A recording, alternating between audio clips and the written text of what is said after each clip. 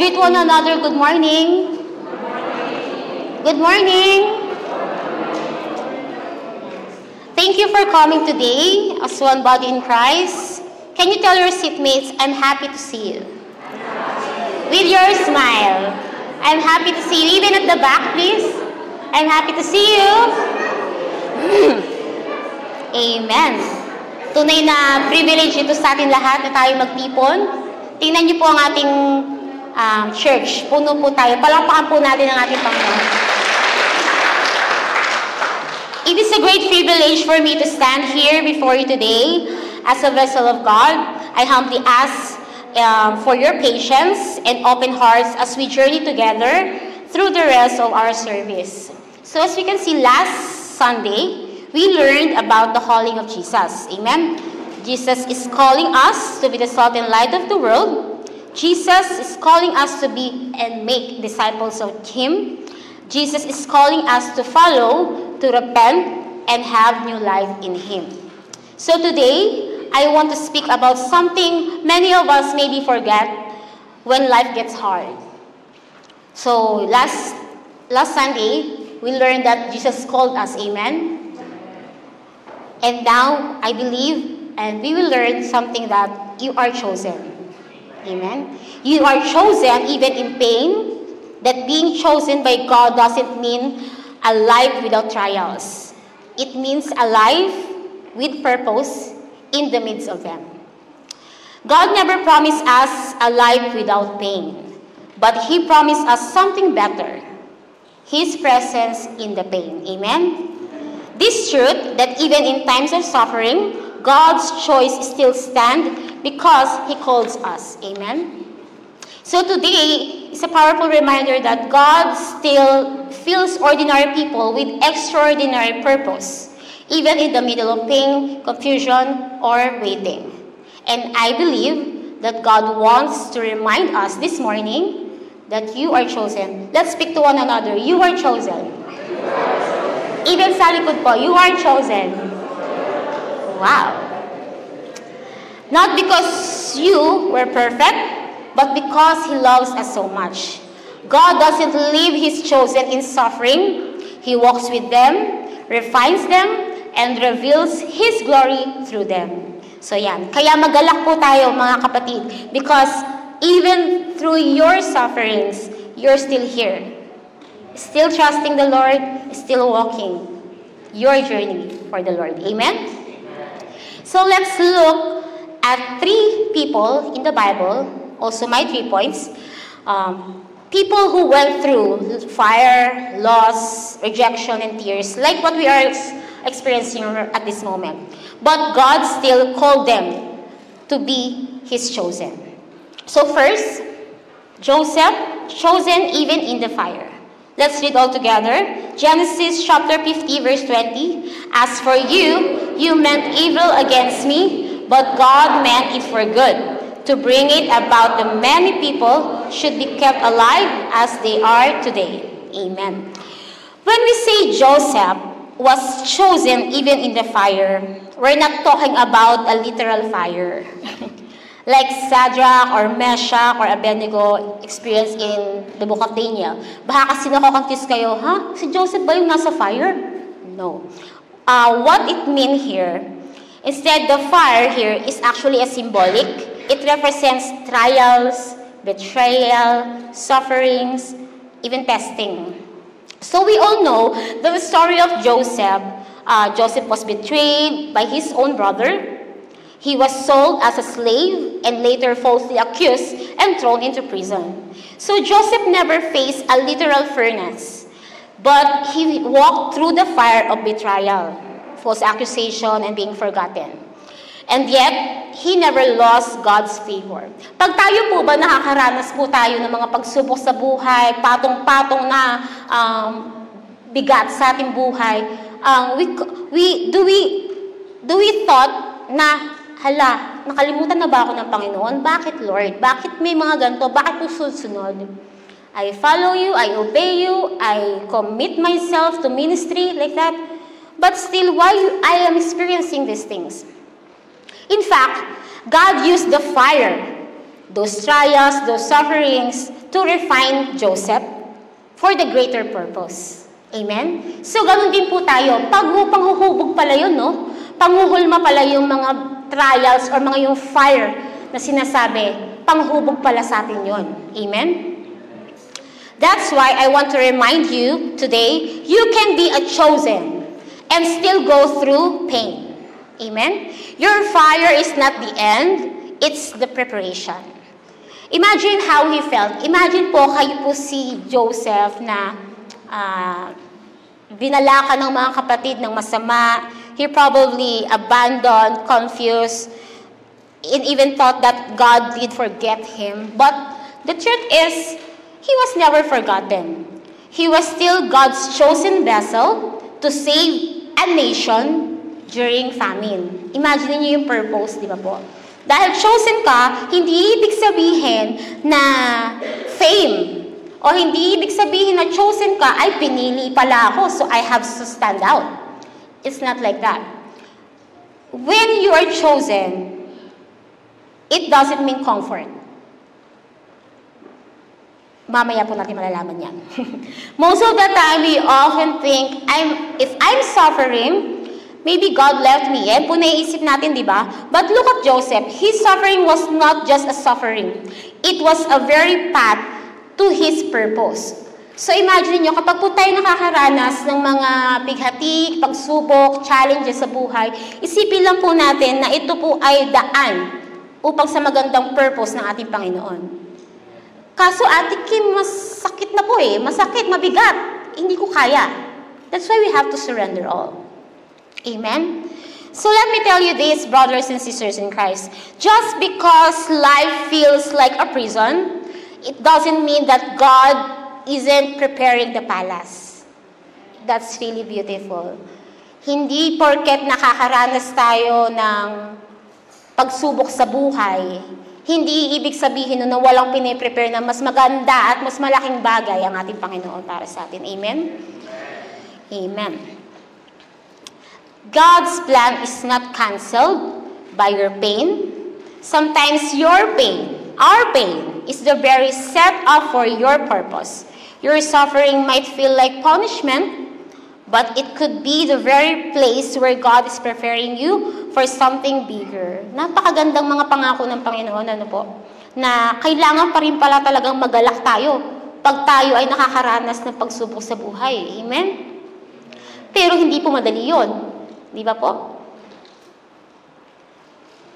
Like Joseph, as we can see, ano sa tingin niyo yung emosyon niya during those things that he experienced? Abandoned by his brothers, being sold, na parang bagay lang or hayop, right? Being in prison, being a slave, suffered like that. But you know, he never had anything against his brothers, or he never questions why. He just fully trusts the process at nakita niya yung purpose. Hindi niya actually kita yung purpose niya kung bakit siya lumadanas ng ganon. But God showed him na siya pala ang magiging daan para iligtas ang nation ng generation niya sa famine, sa kagutuman. Amen? He was faithful in the fire, and God turned it for good. Parang ano lang siya, no? Sige, ibuhos niyo lang po na ibuhos yung pagsubok sa akin, Lord. It's so hard. He was faithful in the fire, and God turned it for good. Di ba po? Maybe today, you feel betrayed, you feel forgotten, or you feel stuck. But know this, God is still working, heaven still sees you, and like Joseph, your pain might be part of a greater plan, for He chose you. Amen. Alright. Okay, my second point po, Job, chosen in weakness. Let's read all together, Job chapter 23, verse 10. But He knows the way that I take. When He has tested me, I will comfort as gold. Now let's talk about Job. Job was described in chapter 1, verse 1 as a blameless and upright. He feared God and shunned evil. Wow. Blameless. Upright. Masunurin. Kalugod-lugod sa Panginoon. He was blessed with wealth, with family, and honor. But then, still suffered tremendous loss. Grabe po, no? Yung akala mo nasa kanya na lahat, pero in one, his children died. His wealth vanished. His health was attacked. His friends and even his wife misunderstood him. Imagine niyo po, God knows you. God knows exactly who you are. God describes here that Job is blameless, upright, he feared God, and shunned evil. Ano kayong description natin sa langit? Si Randy, ano to? Masigasig to na leader. Masipag, creative, like that. May description tayo for sure. Right? Dahil doon, ang bait-bait nito, sige nga, susubukin ko nga kung hanggang saan siya. You see why God deal, di ba? To test you, because He trusts you. Amen? We all know he lost everything. Alam natin yung istorya ni Job. His wealth, his children, his health. And what's even harder is, he didn't understand why. Lord, sabi mo po, ikaw na po nagsabi, blameless, upright, he feared God and shunned evil. Pero hindi pa rin niya maintindihan bakit. Sumusunod naman po ako. Nananalangin po ako. Lahat po yan ng lakad natin, ipinagkakaloob ko, sinusurrender ko po sa inyo. Tayo po ba, dumating na po ba tayo sa puntong dagsa? Ang pagsubok, mapapatanong na lang po tayo kung bakit. Amen. Lahat po tayo dumanas noon, mapabata siguro or mapamatanda. But why did Job suffer? He suffered not because he did something wrong, but because God was proud of him. Wow! So the more you have suffering pala, no? God is so proud of you, no? Lord, more. Ganun ba? Wow! Kaya ba? Kaya? Ito yung sinasabi ng Panginoon. Pinagmamalaki niya si Job sa langit eh. Did you know what God said in heaven? It says in Job chapter 1 verse 8, "And the Lord said to Satan, have you considered my servant Job, that there is none like him on earth, a blameless and upright man, who fears God and turns away from evil?" You see, God is the one speaking about Job. He knows him. Oh, kaaway. Gusto mo, testingin mo si Job eh. Alam kong tapat sa akin yan eh. Oh, testingin mo nga ngayon si JM. Para na. Do you think if you are in the position or in the shoes of Job, how would you feel? Diba po? Ay, talagang lagpak na tayo siguro nun. Talaga sigurong same as him, we don't understand why. You know how God is bragging about him? How God really, pinagmamalaki niya talaga si Job. Confidently. Tayo kaya, ano? Gaano kaya tayo pinagmamalaki ng ating Panginoon sa langit? Kaya tuwing may pagsubok ka, ay, ibinida na naman ako ni Lord. Binida na naman ako sa kaaway. Kaya eto na naman tayo, may pagsubok ulit tayo. Right? Kasi pinili tayo. Kasi pinili ka. Can you speak to, let's speak to one another. You are chosen. In Tagalog, pinili ka, kapatid. Amen. That means suffering didn't happen because Job is weak. It happened because God trusted him. Job didn't suffer because he was forgotten. Job suffered because he was chosen and trusted by God. He didn't feel strong. He was broken, he was confused, or even depressed, but he never cursed God. He questioned, yes, maybe. he cried, and it's okay. But he still held on to his faith. We can go through all that. Pwede tayong umiyak, of course. We can ask, Lord, we can do emote sa Panginoon. Pero manatili tayo sa ating pananampalataya sa Kanya. Amen? Let us not stay on that emotion, but take your time. Take your time to really feel the pain, the suffering, the emotions, the things. But don't stay there. Still hold to your faith. Amen? Your pain isn't always punishment. Sometimes it's a fruit of your strength. Wow talaga. Proof that God trusts you more than you trust yourself. Maybe your suffering isn't a sign that God is mad at you. Maybe it's a sign that He trusts you more than you think. When you feel weak, God is still with you. Amen? When life breaks you, He is still molding you. So yun lang po, yun yung mga pangako ng Panginoon sa atin eh. Na anak, ibinigay ko ang pagsubok na yan kasi alam kong kaya mo. Binibida nga kita sa langit eh. Kaya mo yan. He is the one actually encouraging us. He is the one never stop intercedes us to us. Amen? So kahit anong pagsubok, oo, Ate Kim, madaling sabihin yan. Pero pag naranasan, masakit. But still, let's put our faith in our Lord Jesus Christ. Amen?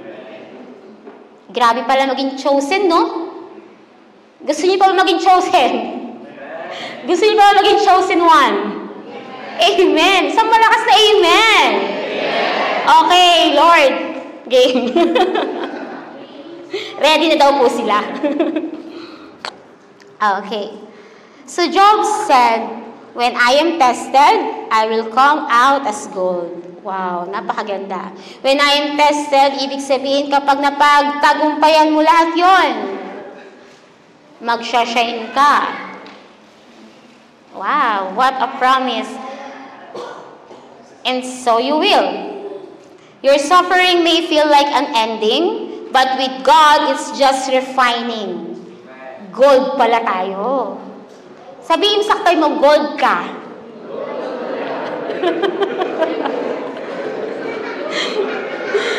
Ano ka, gold?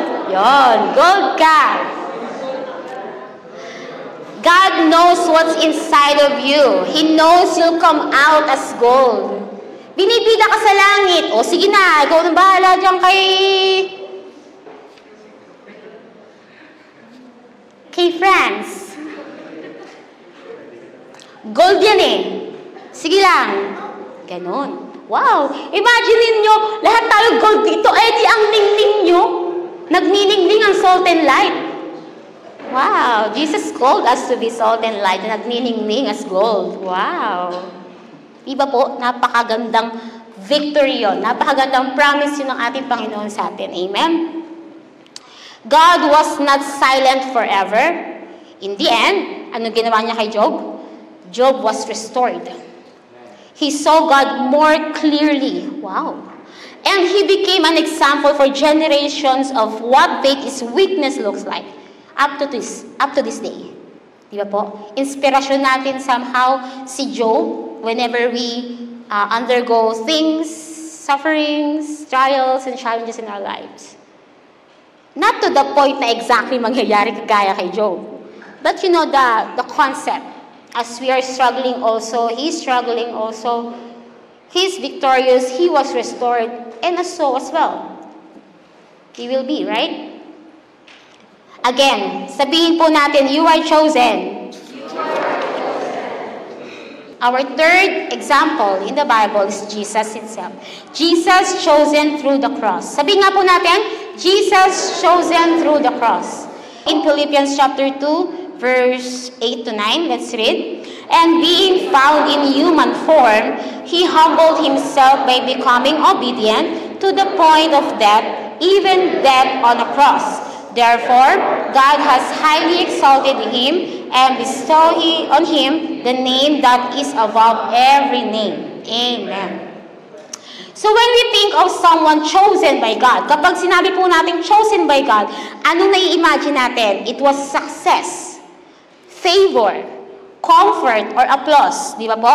Ay, pag sinabing chosen, the chosen. Pinapalakpakan ng chosen. Kasi magaling silang sumayaw, di ba? Pero, but Jesus, the Son of God, the perfect Lamb, the Messiah, was chosen to suffer. So meaning to say, being a chosen one doesn't mean on top, always. It doesn't mean super, what do you call it? Convenient or comfort. Because even Jesus, the Son of God, the perfect Lamb, the Messiah, was chosen to suffer.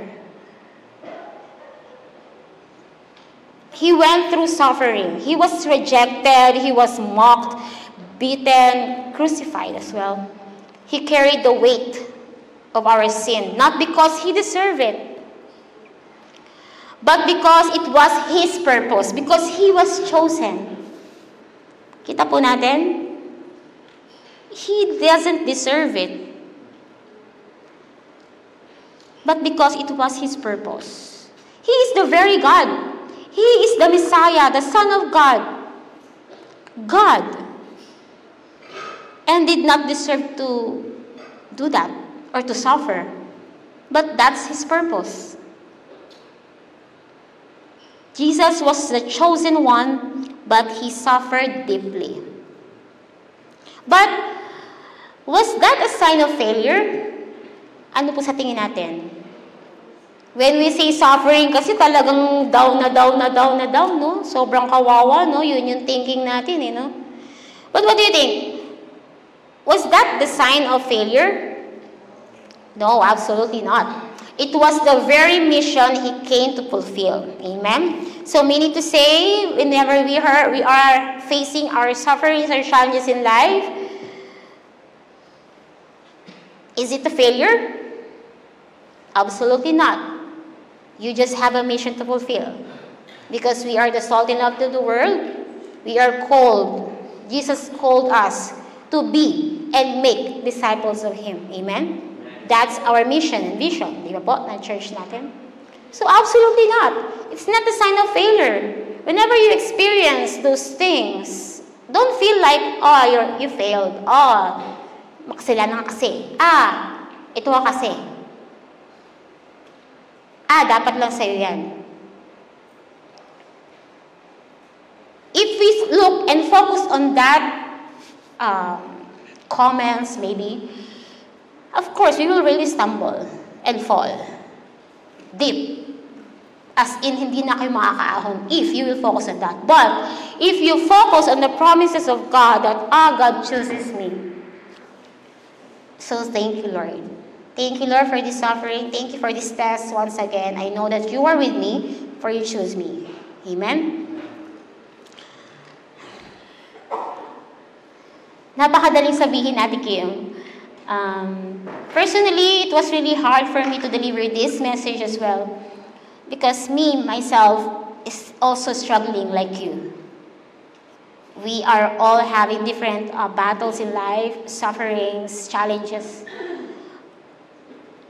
At naiisip ko din somehow minsan na hindi ako deserve tumayo sa unahang ito, sa harapan ninyong lahat.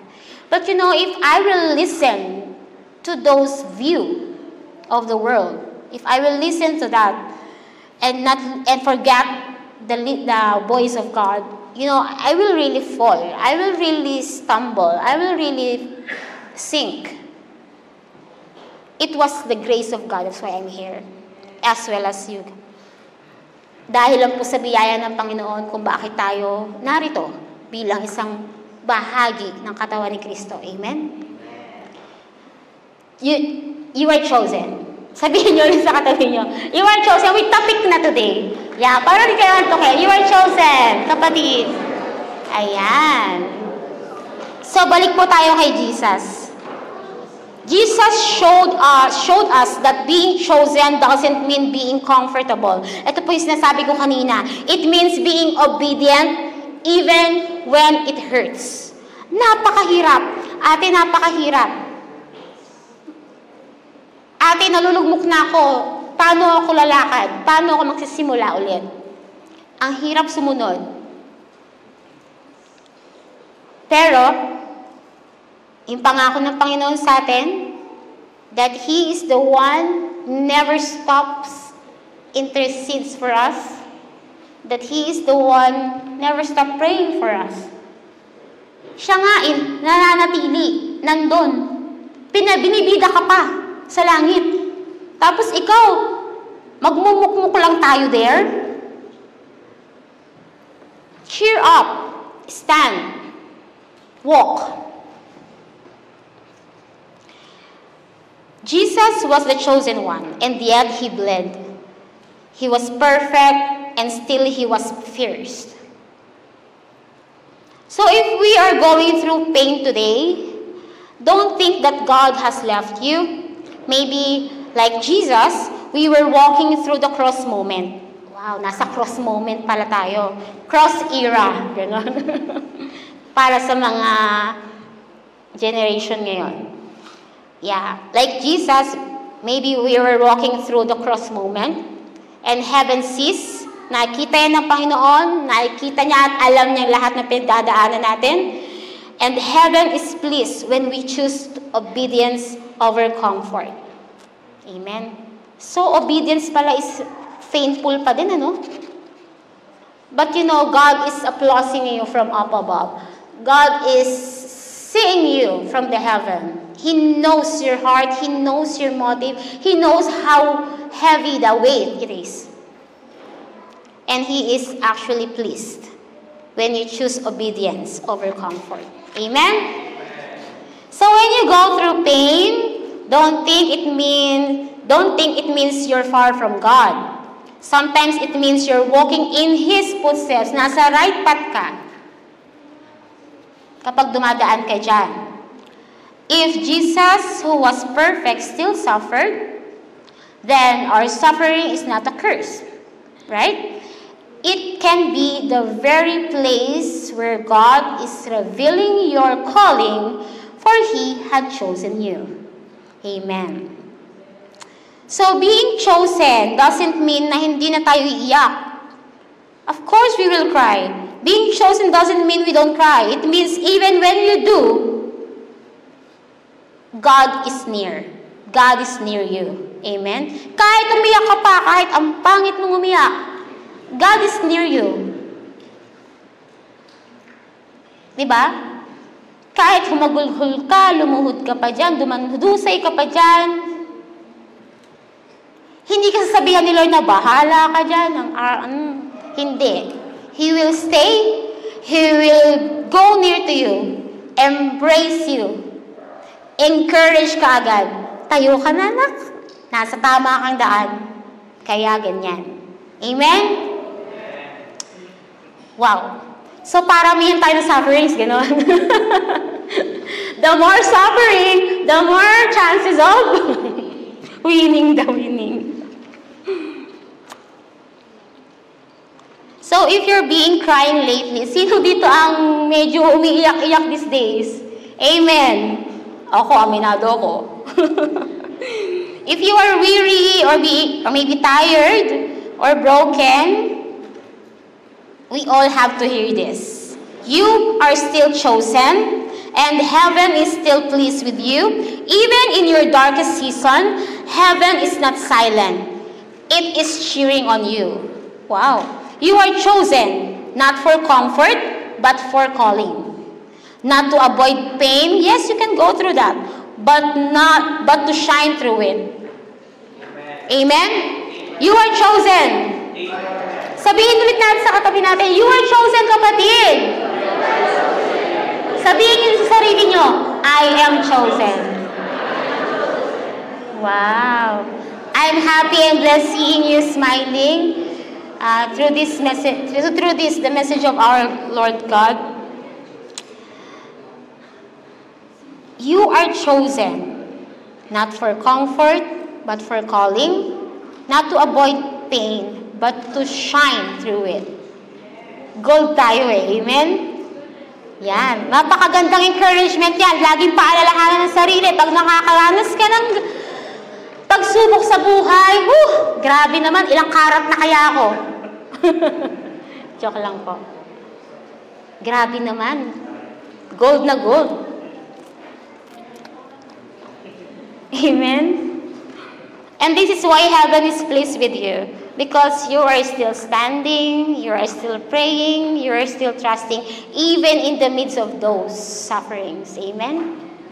Chosen ka. Nakatayo ka pa eh. Nagpapatuloy ka pa. Andito ka pa eh. Amen?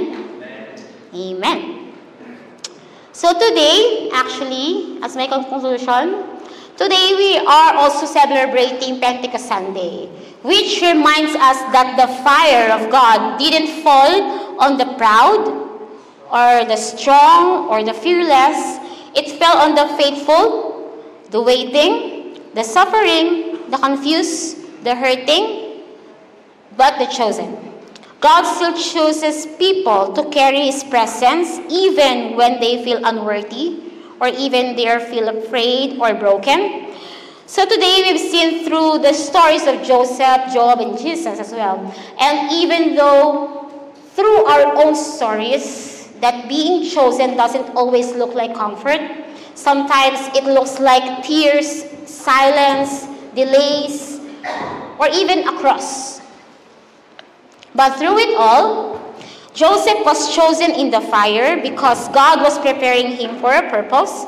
Job was chosen in weakness because God trusted his faith. And Jesus was chosen through the cross because obedience brings glory. As we reflect on the word and everything God has spoken today, its response to the calling of our Lord Jesus Christ, let it be our declaration that you have chosen me, Lord. Despite of my past, let's declare, church, despite of your past, your weaknesses, your pain, let us say, let's say yes to that calling. Let's thank God for His goodness, for His grace, love, and mercy. And as we sing this song, let's meditate word by word, and let's commit ourselves to the calling of our Jesus Christ, for we are His chosen ones. Our Father in heaven, hallowed be your name. Your kingdom come, your will be done on earth as it is in heaven. Give us today our daily bread, and forgive us our debts, as we also have forgiven our debtors. And lead us not into temptation, but deliver us from the evil one. For yours is the kingdom, and the power, and the glory, forever. Amen. May God bless us all.